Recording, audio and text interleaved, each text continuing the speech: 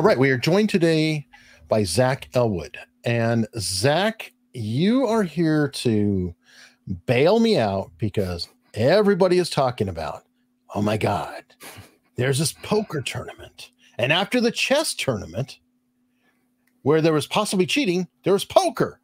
And then there might have been cheating. And there was a vibrating device. And was it adult pleasure device, or what kind of device was being used, or was anything happening? And I have the small problem that I know how to play chess a little bit, and I'm completely lost with poker, other than I know that the basic hand beats the other hand if you're talking about like 5-card draw. But you have been a professional poker player, written books on poker tells. You're here to help me out. How are you doing today? I'm doing great. Thanks for having me on. And it's nice that your lack of knowledge about poker prevented you from weighing in, which doesn't stop everybody. You know, why let that stop you? It's an interesting thing though, but I've watched this a bunch of times, and I actually saw the behavior panel do it. And it's like, I feel like I can look at it and look at human dynamics between the people. Mm-hmm. But I don't quite understand the game. And I don't know if this is an unfair criticism to your ilk, but there's so much jargon being thrown around that I'm completely lost. Yeah. I understand like a pair and a flush and a straight and those things, but it's like a block. I don't know what a block is. Blocker, yeah. If we can go through it maybe a little bit, you can explain what's going on, and maybe we could theorize. Sure. It's very heavy in jargon, and not only is it heavy in jargon, I think there's an extra level of like people just love to use some pretty fancy and jargony language. It's kind of like the in-crowd kind of thing, so that doesn't help. But yeah, there's a lot of jargon, a lot of context for sure that only like pretty experienced poker players know about.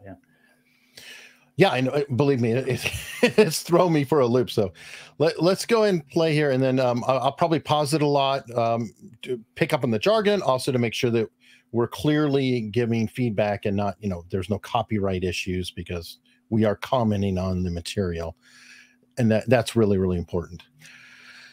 So, okay, the basic breakdown. Actually, can you give us a basic breakdown of what this hand is and why it even matters? Or yeah, so this is it's not a tournament. You had mentioned a tournament. It's actually a cash game hand. So to distinguish that, tournaments have like a set beginning and a set ending. Basically, you play until the whole tournament's over. But a cash game, you can buy in and out whenever you want. You can buy in for more chips whenever you want. You can leave whenever you want, basically. So that's what this show is. It's a cash game, and it's a pretty high stakes cash game. I think the blinds were $100, $200, $400. What's a blind? A blind is you put money in before the hand starts, and it goes around the table. So is that an ante? It's sort of like it's equivalent to an ante, but it just is position placed. So it kind of like hits different players as it goes around the table. But same basic idea as an ante. It's a forced bet before the hand starts to build the pot, basically. So in this game, it's pretty high stakes. Some of the players were sitting with $100,000 or more. I think the two players in question had significantly more than that. So yeah, pretty high stakes game. To buy into that game, you need a lot of money. So, and a little bit more context too. That plays into this. There was a cheating scandal, a couple of years ago with Mike Postle. You might have heard of that one too, where on a stream at I think it was the Stones Casino. I can't remember where that is. I think it's in California.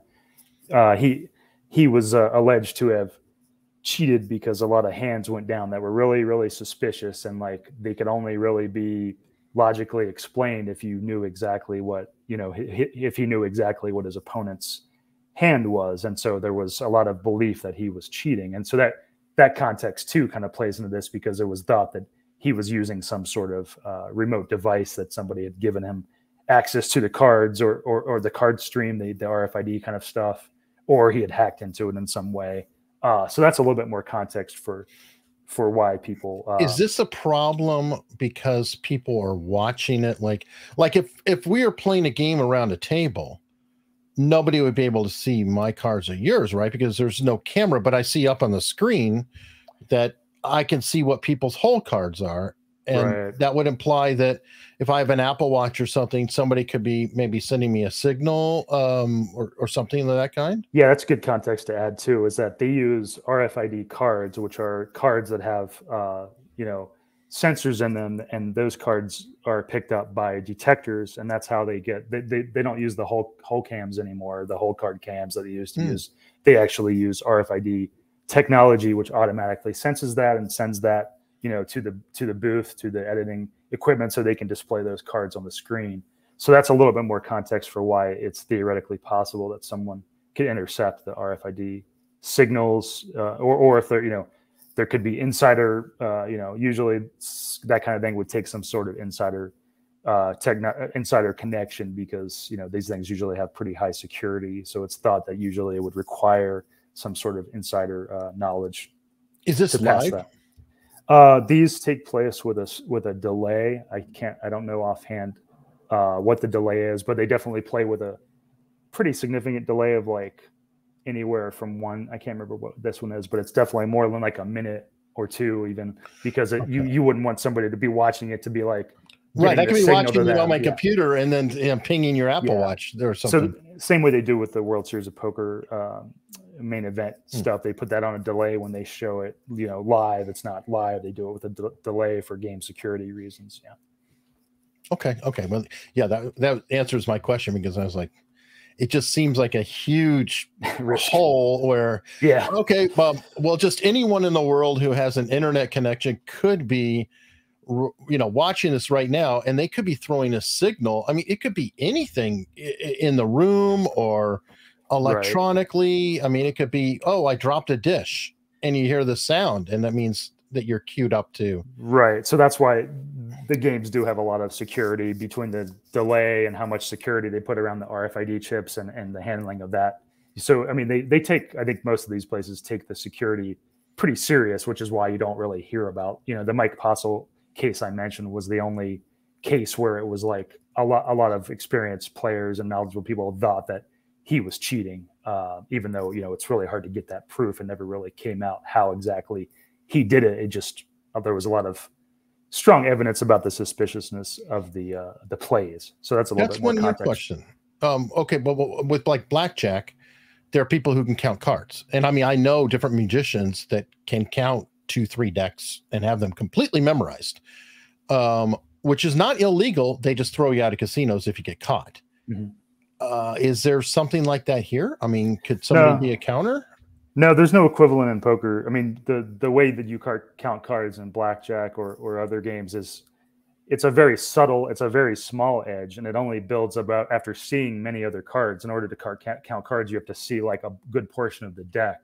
Right. You don't see that in poker, so there's no equivalent of like counting cards. I mean, there's no equivalent of like, you know, when experienced poker players say that was an unusual or a bad play, there's a lot of knowledge there, because they basically mean you would be very unlikely to make money from that, you know, in a specific hand, or definitely unlikely long term. So that's just to say there's a reason people think this hand is suspicious, because it's a strange and very bad play. There's no like objective explanation for like why someone would make that play. It's just clearly a very, very, very bad play.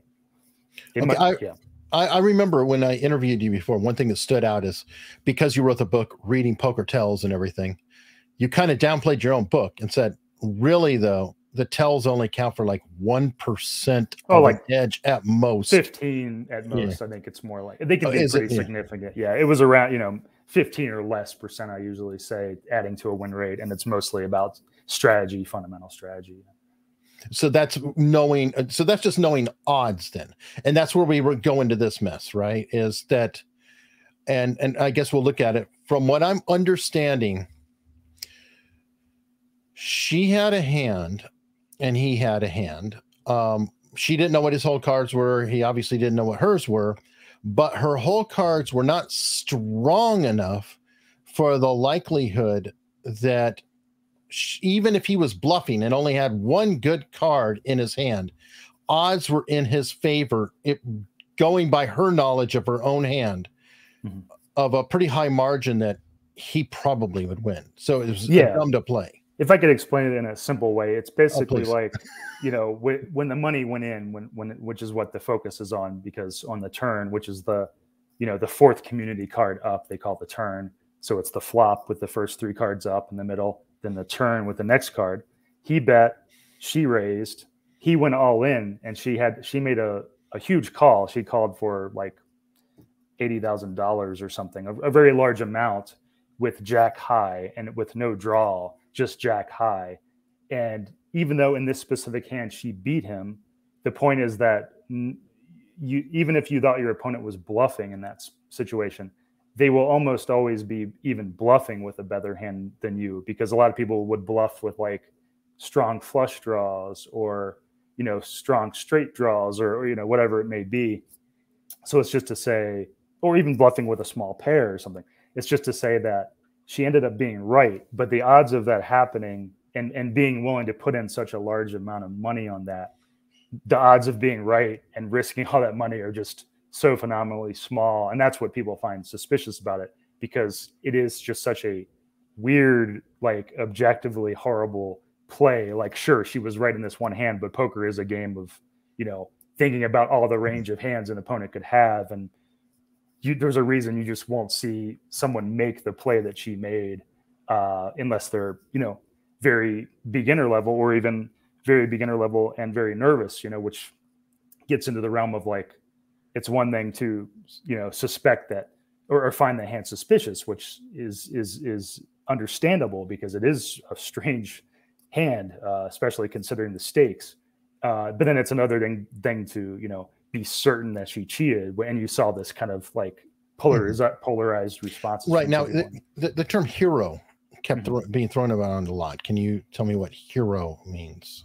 Well, it can mean a couple of things. In this context, I think you're probably referring to a hero call, but heroes in poker can sometimes just refer to like the player we're focusing on. So if you're reporting a hand history, you might say the hero is the player you're focusing on, whose perspective you're playing the hand from. But I think in your case, you might be talking about some people have, you know, if you make a really big call without much of a hand, they sometimes refer to that as a hero call because you're being a hero and like making a big call without much of a hand.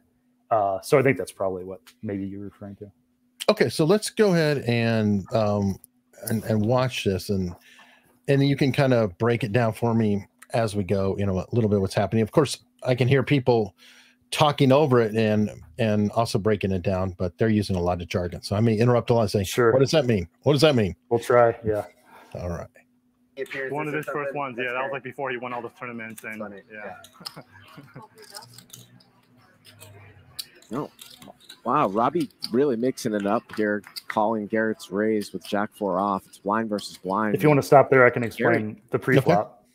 Okay. Sure. So in this game, they put on a straddle, which is basically like an optional extra blind, extra ante that doubles the big blind. So in this case, Garrett straddled, which means he put in $800, and then it folded all the way around to where it was Robbi's option. Actually, no, I think I take it back. I think Robbi was the straddler, so she already had some money in, and then Garrett, everybody folded, and Garrett raised to, I think it was 2,000. So basically, it came down to just the two of them, which is important because when it comes down to the two of you, you can justify making some looser calls because it's pretty common to make an aggressive raise when it's just two people. You know, so they raise. Folded. The other ones everybody else folded, so it was just those two people. So that, okay. Not to say that her call was good pre-flop, you know, before the rest of the other cards come out, but it helps explain why she's calling with a pretty weak hand, because you often play pretty weak hands when it just comes down to the two of you because you're fighting over the money in the pot and there's only two of you left, right? So that just helps a little context of why she's calling with such a weak hand. In her mind, you know, it's justified for that reason. Okay, yeah, that's great. I did not know that. Here's flopped a straight flush draw, 10-10-9 with a couple clubs. He's going to bet 2,500. Wow, and Robbi's going to call here with Jack 4 with the Jack of clubs. Turn is a 3, puts backdoor hearts down. And this is usually when Garrett will lay the hammer down. And what is a lay the hammer down? Is that just throw down a bunch of money? Yeah, they're just pointing out that Garrett is a pretty aggressive player. So he has a very strong draw, a straight flush draw. So it's expected that he would be betting pretty aggressively, because that's what most players would do with a strong draw anyway. And plus, we know that he's pretty aggressive player, so that's all they meant. Yeah. Oh, I see. Okay, straight flush, because I see 7, 8, 9, 10. All he needs is one more club. He'll have a flush, or if he gets it in line, then he'll have a straight flush. Yeah, or even just a straight. He can hit a straight. He can hit he's got an open-ended straight draw. Okay. He's got a flush draw. He's got a straight flush draw. And you can see that reflected in the fact that he's 53% to win there in his statistics, because based on the cards that are out, or maybe not the cards that are the other players had. Well, maybe it takes into account, but yeah, I think it takes into account the cards that were folded. But it's just saying that's his percentage to win based on what we know, and the card, the percentage of win basically. So he has a very strong hand, which is why he would be, why you would usually bet that hand aggressively, because you have two ways to win. They could fold, or you could actually make a hand, right? I see. And she does not, because there's only going to be one more card thrown out, and she can't get a flush or straight out of that. Yeah, I mean, that's why. Yeah, that gets into why this is such a weird play, because she really has nothing. I mean, despite the odds showing her to be, from what we know of the cards, we know that he has 8 high, with the draw, but she has no way of knowing that she's looking at, he actually has like the bottom of his range, as we say, which is like, usually when he's going to be putting a lot of money in this pot, he's going to have stronger, higher cards than that. So from her perspective, she really just has Jack high, which is a pretty horrible hand when you've got 2 10s on the board, right? And a possibility of a flush card dropping on the river, right? You got to be afraid of somebody having a higher card. You got to be afraid of somebody having a 10. You got to be afraid of somebody hitting a flush draw. You got to be afraid of him even having like a pair of 8s or something, whatever it is. There's just a million hands he could have. Most of the hands he had that he'd be betting with would be stronger than Jack high, right? So in fairness, he is not technically bluffing now. The odds are pretty good that he can come out with something on this next card coming out. Exactly. I mean, it'd be what some people would call like a semi-bluff, because he does have a strong hand. It's just not a made hand, but he, with cards to come, there's, that's why it kind of blurs the line between like, well, it's not really a bluff. It's not really a value bet. He has what they would call high equity in the hand, which means, statistically, he's going to pull out the winner, a good percentage of time with all the cards to come, right? Not to put pressure on you, would you consider making his play?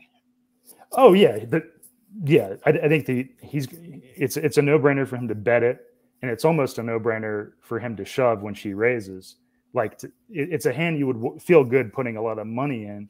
I think when she raises him here, which we'll see in a second, she makes a very small raise. It's what they call a minimum raise, a min raise. She basically just doubles his bet, which, to a lot of people will scream kind of weakness. And I think that's another factor for why he decides to shove when she raises him. What is shove? Is that raise to push all his money in, which we'll see in a moment, because he's going to bet. She's going to make a minimum raise, and then he's going to push the rest of the chips in. But he has $811,000. Wouldn't that just be buying the pot? No. So in poker goes by the rule of what they call table stakes, which means you can only risk what you have on the table. So he's effectively just putting her all in, and it doesn't mean she doesn't, she's only in for what she has on the table, in other words. It just means she would have to call all of her chips off, because he has much more chips than her. So it's what they call effectively the size of the stacks are only as big as her stack, because he can't bet more than she has, basically. Okay, well, and I did not know that, because I was wondering if you could just bully people out of the table. No, and say, okay, just buy it. They show that in old poker movies, like in Cincinnati Kid, but that has never been how poker has been played. Poker has always been played by table stakes, but they'll show it like they'll show that where it's like, well, I raise you more than this, and you have to go get the money. Like poker's never worked like that, unless it was like people who had no clue how to play poker. Thus, folks, this is why I brought an expert on the show. I could have been sitting here saying, well, he could just buy the pot. Be totally wrong. Yeah, some people think that. Yeah, it's funny. You still see that in TV shows and stuff, All right. Well, I freely admit I don't know. With combo draws. So he bets 10,000, which is the size of the pot. Now she's thinking. He's going to bet 10,000. And I think Robbi should have probably been out of his hand pre-flop. She's got one club and one heart. And wow, look at this. What is she thinking about here? Is she going to raise it? Well, we saw her raise ace king a little bit ago for a min raise. Here she's going to min click Jack 4. And you know Garrett is just so experienced. That's one thing. They really fawn over this guy, Garrett. I don't know what it is, but they're just like, oh, Garrett just, oh, he's so good. Oh, Garrett. I'm like, dude, get a room. I don't know, but it's weird. I mean, he is considered by many to be one of the best players around. So there's a reason they fawn over him. He's kind of a fixture in this game, and he's known for being the big winner in this game, which is one of the bigger games, you know, high stakes games you can watch online. So, I mean, to his credit, he is a very strong player, and I think he knows not just about strategy. He knows a lot about player tendencies. He even knows a lot about live reads. So he's a very strong live player, to give him credit. So that's why you hear them fawning. Yeah. Okay. Well, I'm asking it too, because I think this can play into her psychology as we go. Yeah. I think so. I think you're right. He's an intimidating player, which I think does play into some of the factors in this hand. Yeah. Oh wait, hold on. Let me scratch my face. That's the shit I got. How often would she do this with the 10? Could he possibly bet 3-bet here? I mean, she just... Okay, now I'm going to start talking little dynamics of stuff that I see, okay? Now the scratching the face, I know that she's trying to play head games with him of some kind. And it's almost like a flirt, but it's almost like oh, look, it's a tell. Oh, it's not a tell. I'm just kidding. No psych or whatever. But he's just kind of ignoring her and not giving her any reaction at all. And she does not appear comfortable. I don't know how you read it, but that's just kind of what I'm seeing here.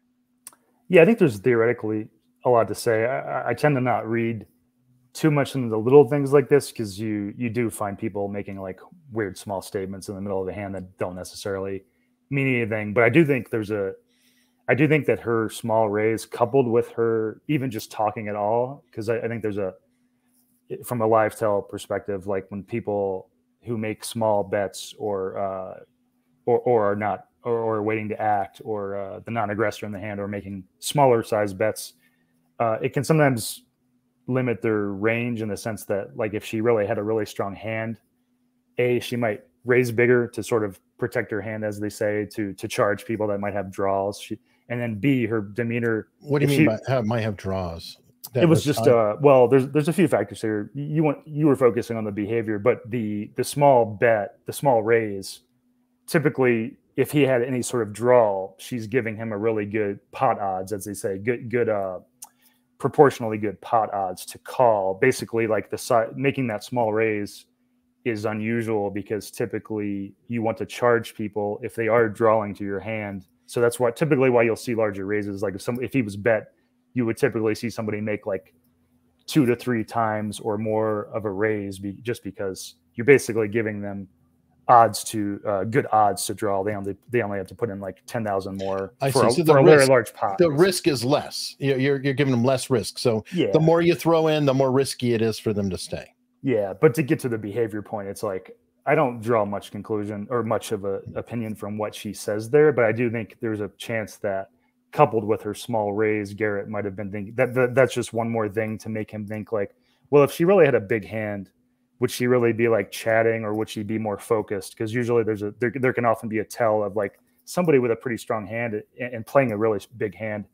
If they have a big hand, they're really focused on like, well, what's the best way I can play this to maximize maximize the fact that I have a strong hand. So that's why there's often some behavioral stuff around, like kind of like the loose, more playful, kind of like joking around stuff being more tied to weakness, because you'll see people with stronger hands just be more mentally focused, because you don't often get strong hands. So you're like, well, how can I maximize my winning? What's the best way to play this?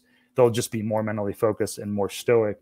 So I think those two factors not that, I think Garrett could have still raised, as we'll see him raise, without that stuff, because he has such a strong draw. But I think those are things that might have made him think like, well, I don't think she really actually has that much. Now, okay, you wrote the book, Reading Poker Tells. Is she throwing tells at this point of any kind? Well, yeah, that's what I was saying. I think okay, I wouldn't have a strong opinion on it because a lot of tells are like, well, I think it's slightly more likely to be, weakness, or it's like 60-70% likely to be, not a strong hand. And that's just to say, like, tells are, we probably talked about this on the first chat we had, but tells are seldom like really confident. It's often like, well, I think it makes it a little bit more likely that she's weak, so I'm going to like be more willing to bluff her, in this instance or something. It doesn't mean you're, you could only be right, like, a little bit more than you usually would, but that can make a big difference when you're playing a lot of hands. It's a little bit more reason to do something, basically. But in this case, I wouldn't have a strong opinion in either way. I would more focus on her small raise, which to me kind of makes me think she doesn't actually have that much. But then again, I think, as we were saying, I think she's pegged. People view her as more of a beginner player, an amateur player. So that also plays into like, well, she's really capable of anything, like she could be raising with, a very strong hand like that. She could be raising with a draw like that. Like, I think the fact that she's, unpredictable is part of her, it's part of her as more amateur players that's actually can be a strength, because you just don't know what they're going to do. So yeah, that's just to say I wouldn't have much strong opinion for a lot of these reasons I've mentioned of like, what she had or didn't have. I wouldn't have a lot of opinion. But if I was Garrett, I would shove just like he did in his spot if I was playing in that hand. Yeah. All right. Min click the turn. You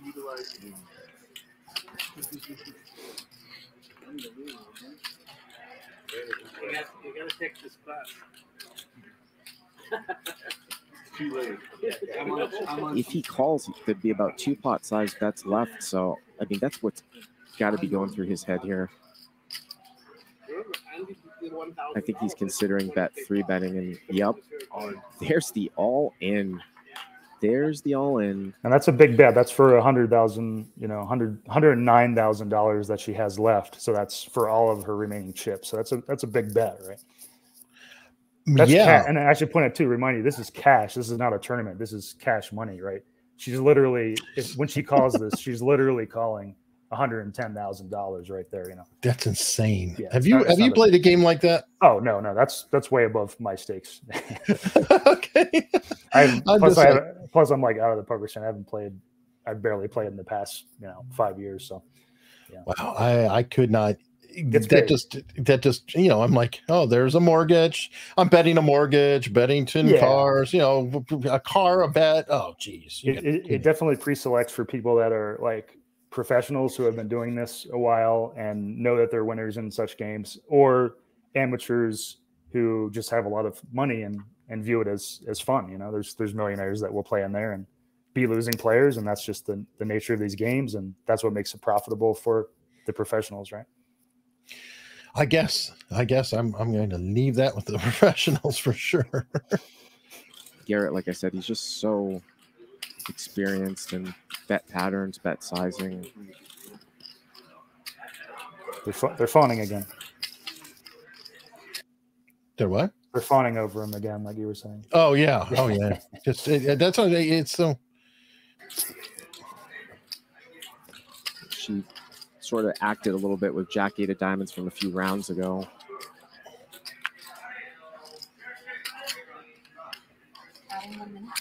She's gonna put a time chip out. Okay, yeah. What is a time chip? So she's just extending her length of time to think, because they actually have a certain amount of time they can act in, and that's just to speed the game up. So that then when you want more time, you can use one of these time chips, and you only have a certain number of them. So you just use it when you're in a tough spot and you need more time. Okay, they're surprised. They're surprised because they're expecting her to fold immediately, and they're like, "What is she doing? Putting out a time chip like she's actually thinking?" That's part of their surprise. No, I mean that makes sense. I was going to say that kind of lends to her thinking, or that she's actually playing it. If she knows what's going to happen, why stall? Well, you also, if she was cheating, you would still want to give the appearance of playing it like a real hand too, right? Yeah, but then you start to get into is it 4D chess, 5D chess, 6D chess? It's I don't know, arguing to conclusion, I guess, or from a conclusion. Right, exactly. I lobby for uncertainty, and yeah, she's also checking him, and really, she's like looking at him. I noticed that, like, what is he doing? What is he at? I don't know. I feel like he is much better at a poker face, so to speak, or just kind of dead expression. Yeah, he's got a lot of experience being very stoic in these situations. She said that she thought Garrett had a draw about 20 minutes ago, and Garrett had the full house. Now the licking of the lips is a little bit of self-soothing. Queen 4 against Jack 8, and she took some time with it, and then she said, and there's the gulp. This is not certainty. I just want to call to see it. That's important, I think. That's important. She says, I just want to call to see it, which, kind of lends credence to the fact that she's willing to call without much of anything. She kind of does. I think she really does just want to see his hand and feel like she wasn't bullied, which is a factor, I think. Yeah, there's real dynamics, not between him. I mean, he's kind of like, I don't know. He could be playing it off, doing the stoic thing, like you were just saying, but he looks like he can take her or leave her. He doesn't really care. She's just some person on the other side of the table. Very little significance to him. He's at least projecting that very well. I think the important part is that they've played for a while together. I don't know how long they were playing on this stream. I don't even know if they were playing in a day before this. But I think she's played with him a few hands, so a little while, and she knows his reputation. So I think it's also like the fact that she knows that he's aggressive, whether hands she played with him or hands she didn't play with him, just the fact that people know that about him. So I think that's the important context too, is like, she doesn't want to feel bullied by a player that many people think is an aggressive player who's willing to, push you out of the pot, basically. So those kinds of things are running through her head. And you can see that reflected in the things she says, where she's like, after the hand's over, even she's like, I just didn't want to let you have it. I didn't think you had anything, like she doesn't want to be bullied around, which helps explain why she might be willing to make a call that everybody else, experienced players, think is a very bad call. Yeah, I mean, 3's no good.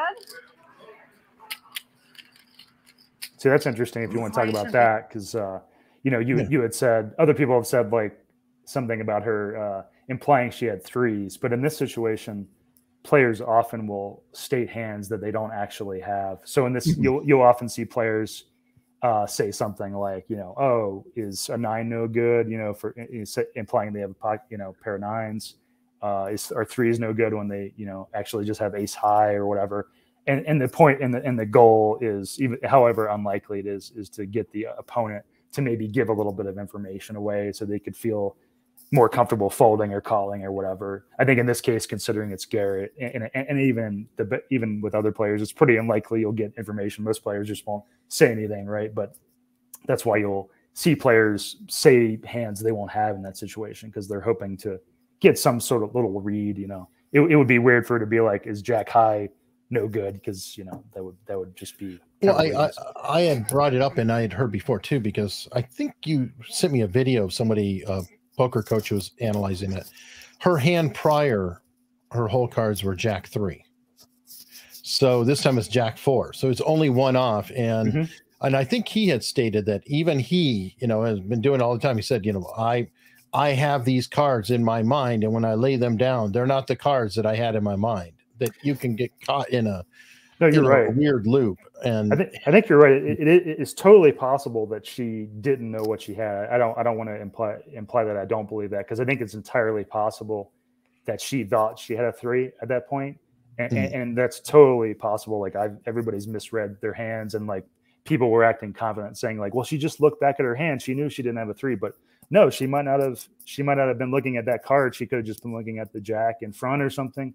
you know, and her mind could have just been kind of blank from being nervous too. That anything's possible. So that's to say, yeah, I think it's possible she thought she had a 3. But I also think it's possible that she just decided to call with Jack high because she was, you know, to put up a stand, you know, to take a stand against him. So to me, it's like, it's good to be uncertain, you know, without a lot of, without more information. Like, we just don't know. And it's also possible she thought she had a 3 and then called and then realizes she didn't. And then she's like, well, that's why. And then you're going, oh God. Yeah. Then you're like, oh, well, then she's thinking if that happened, she's like, what do I do?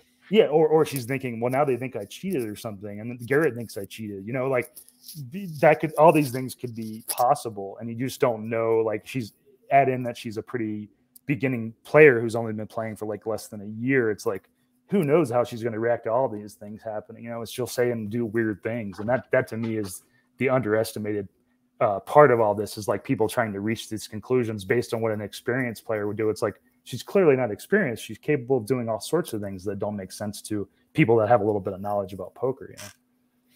Right. Now, if it was me, she'd be kicking my butt the whole time. Maybe, yeah. Oh, I guarantee. Oh, she doesn't have a 3. So. You want me to call you? I don't know what she is thinking about here, because she loses to some bluffs like king, queen, queen, jack types of things too. Okay, and this is where they're starting to talk about the odds, right? Like, okay, she could lose 20 ways from Sunday, essentially. Right. They're emphasizing that point of like, considering the hands he would do this with, considering the hands he would be willing to put in that much money with, you know, it would be made hands, it would be strong hands, of course. But it would also be like bluffs, like a flush draw that with one card higher than a jack. That's all it would take to beat her, right? Which, and he would often have those, you know, of the bluffs he would have. It's fairly unlikely that he would have the lower end, because most players, you know, just aren't willing to be that aggressive with the lower draws, or they'll fold them pre-flop, or what, you know. There's a range of, you know. In this case, I think he's fully capable of having those lower draws, but the point is. It's just a lot of money to put in, knowing that, you know, it's only a small percentage of time that he's going to have those lower draws compared to A, the strong hands, and B, the draws that have higher cards than her, right? Is there a strategy too in bluffing that if you bluff too low, then you're just known as a bluffer and you could be kind of caught out? Like if you're bluffing, as you said, with at least a king, queen, or, you know, or even something in there, that it would be like, well, yeah, you said earlier, semi bluff.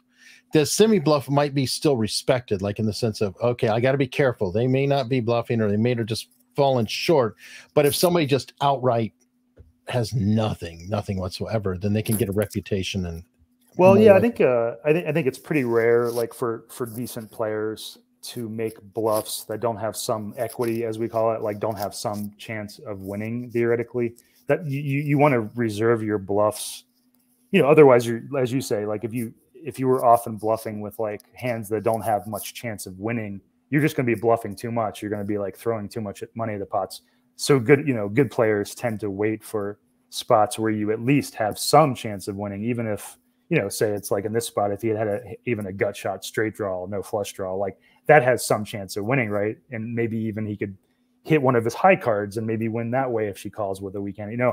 So you usually want to have, you know, to reserve your bluffs for hands that have some equity, some chance of winning. And that's what, you know, that's another, you know, that adds into why people find the hands so suspicious and just bad, because it's pretty unlikely for Garrett to be putting all that money in without, you know, having some decent shot of winning the pot, which is what he has right here, right? So usually even when he's bluffing, he's going to turn over some pretty decent hands that have a good amount of chance of winning. Okay. Oh no. I call. She calls? For once, but it's up to you. Yikes. Oh my God. Let's see the hands. So far, so yeah, good. they don't turn their hands over for a while. Yeah. His reaction though is funny, because he's like, I just got my ass handed. Yeah, he got caught. Yeah. Well, yeah, he assumes that he's because he was bluffing. Yeah, in the end, I'm seeing looking at me. He's kind of got that. Oh damn. Yeah, he's got a sheepish look, you know. Yeah. But then again, he's also 50% to win the pot. Remember too. So.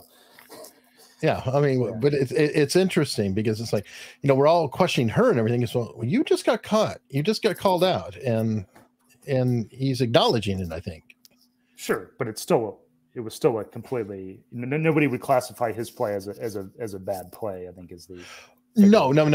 But he's like, okay. He got he's sheepish. He's like, oh, this is interesting. Let's see, you know. Yeah. It looks like you're ahead. What is going on Prefer here? once, but it's up to you.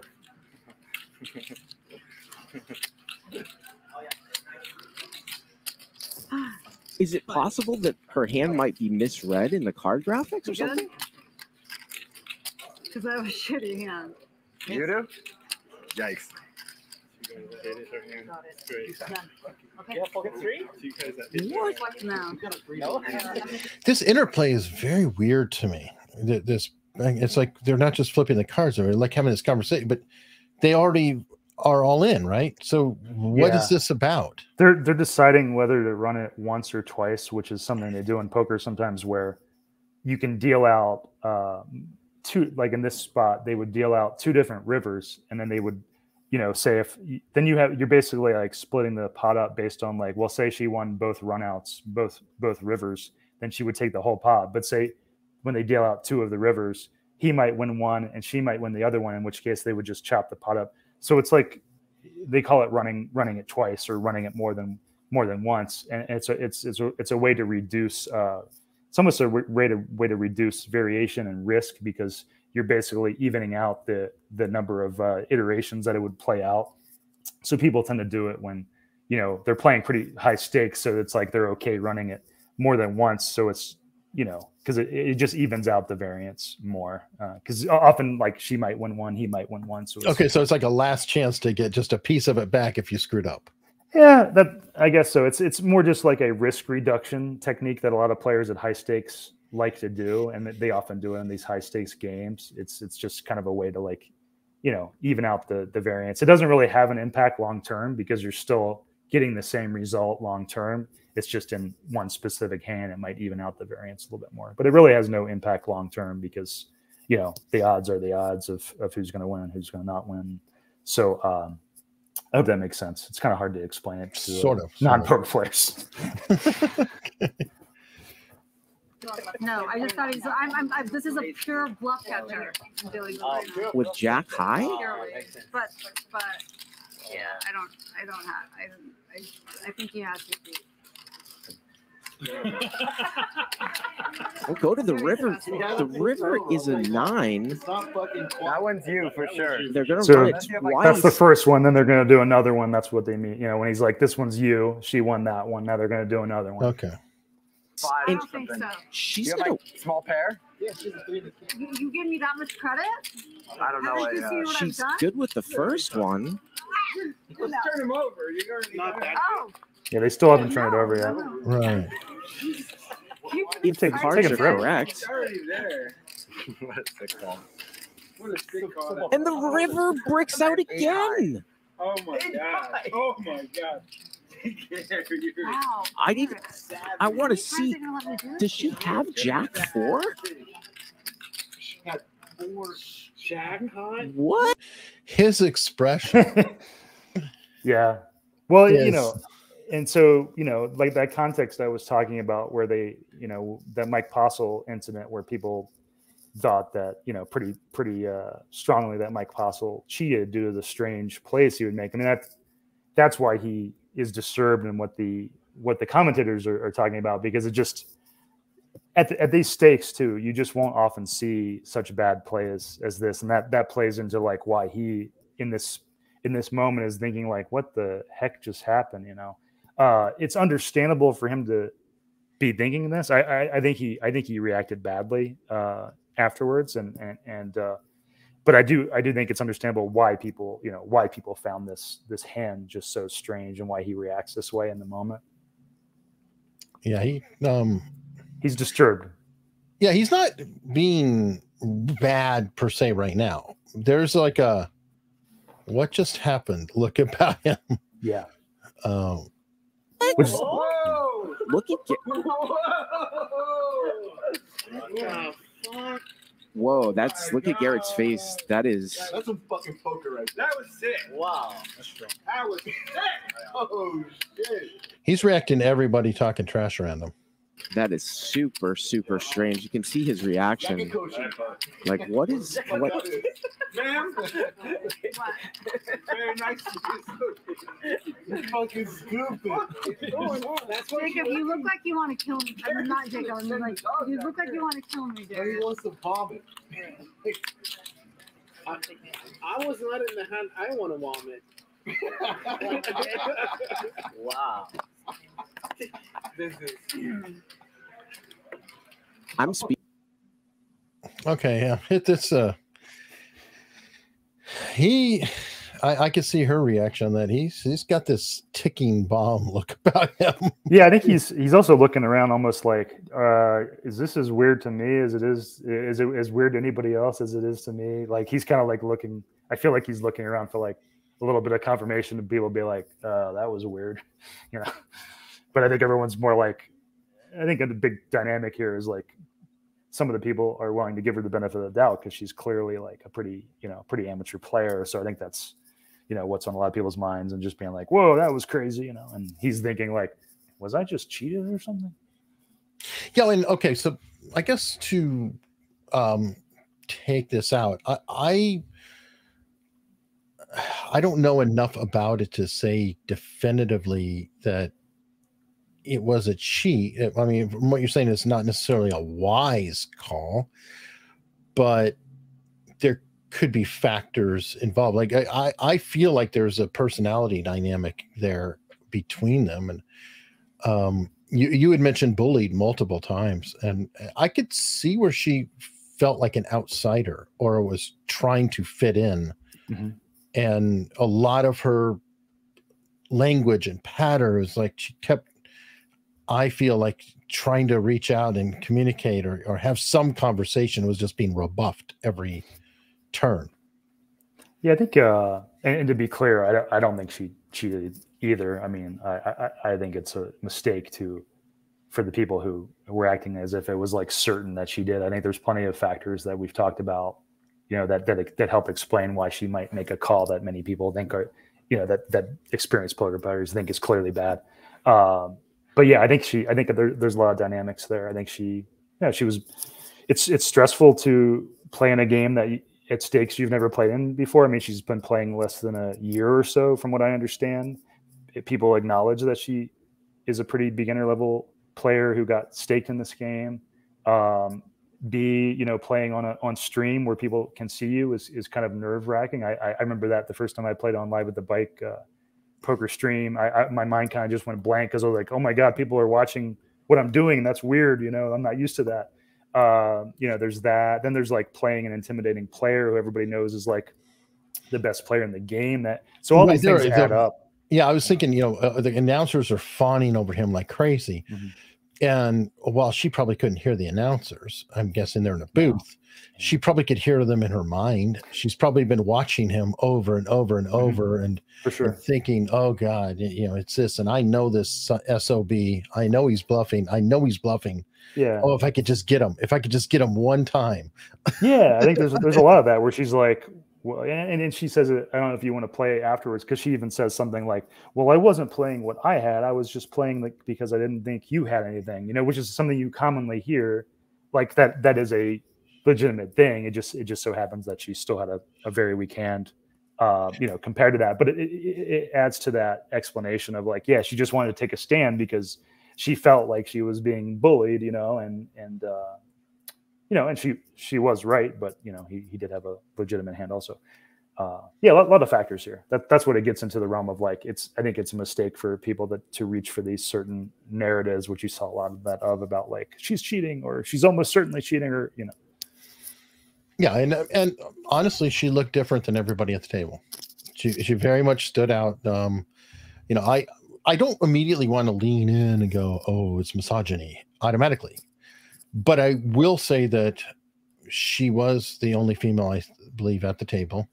And I do feel like she was an outsider, be it a beginner, be it a female, be it even if it's just internally she felt like she was an outsider because she was a female, would still be a factor and maybe play into a decision. I don't know. And the weird thing is she was right. Right. Yeah, I mean, she's right this one, but you know. Well, I'm sure that it's not a good long-term strategy given, but yeah, it is an interesting perspective. And I'm going to turn it out to all of you. What do you think? Do you think that she actually cheated? Or do you think that she just was impetuous, made a call, beginner's luck, got lucky, something like that? Please comment below. And Zach, thank you so much. I will say really quickly, because we didn't get into it, but yeah, it was interesting. There were some people in the mainstream, like the non-poker community, that took this story and ran with it a little bit, and they had some very bad and, you know, kind of, they were sort of like the one take that somebody had, Katie, I can't remember her last name now, but she was having takes about like, oh, this was all about misogyny, and like people were just upset or like judging her differently because she was a woman, and they just really didn't know the poker context of why people found this hand so strange. You know, and I thought it was a good example of how people's, you know, narratives about the world can really, they can take a story about a context they know very little about and run with a narrative and be very resistant to updating that narrative once people are criticizing them. Because in that instance, people were pointing out like, no, there's, you know, we don't think she's necessarily cheating and there's no evidence, but it's also understandable why people reacted this way. Like, I fully believe if she had been a man, like Garrett would have responded exactly the same way, because it was about the weirdness of the call and the fact that you don't see those calls, you know, that you just wouldn't see that anything like that call watching the last several years of that show. You just wouldn't see that. So, you know, to reach for misogyny or the fact that she was a woman is really wrong to me. Well, okay, with your experience, could it have actually been even more so? Like, if it was a male, might she have reacted even, or might he have reacted even stronger? Like, he might have been tempering it back a little bit because it was a female. But that's, you know, that, yeah, exactly. It's like, I think it's possible people would have been more harsh, you know, not just him, but other people in the community could have been more harsh if it had been a man, because, you know, there's some stereotypes around like how likely a man might be to do this versus a woman, et cetera. So I think, you know, there's lots of speculations we can make. To me, it's just about being willing to remain uncertain, which I think there's oftentimes in this, and I see it in like political polarization, like there's a pressure to like reach some certain point of view that aligns with our narrative, or just to push back against people we think are wrong. We'll take the other side of things, you know, in a more extreme way than we would have otherwise. So I actually thought it was an interesting example of like how political polarization dynamics work in a very, you know, interesting realm in this context. And also like, I think how social media can kind of like pressure us to get in these fights too, because it's such a short form medium, and then like we're distant from each other, so we're like more likely to insult each other, and then we're like, well, those stupid people are saying this, so I'm going to believe the opposite, you know. So just it's an interesting situation for a lot of reasons. Yeah, for sure. So let me rephrase it. Okay, so folks, is it cheating? Is it beginner's luck and a bad decision? Is it misogyny? That is a legitimate question. And last of all, if it was a male, do you think the reaction might have been even stronger? Please comment below. And Zach, thank you so much. Thanks, Eric.